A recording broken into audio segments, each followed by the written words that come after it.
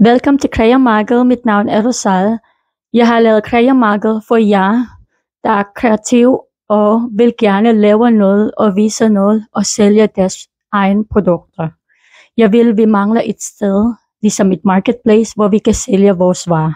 Det er derfor, jeg startede Kreamarkedet, fordi jeg elsker også at lave noget ud af min idé og bruge mine hænder til at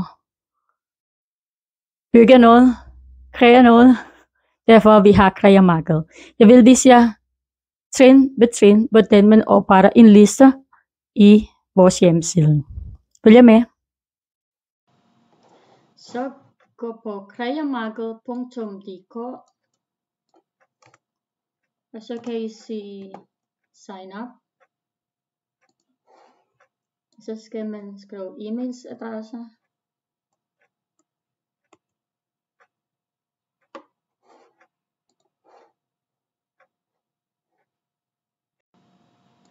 Og så efter man skriver alle information, e-mail, første navn, efternavn, og så siger jeg skriv op, ja, jeg accepterer, og så sign up. Ja. Og så efter den, så skal du tjekke din mail.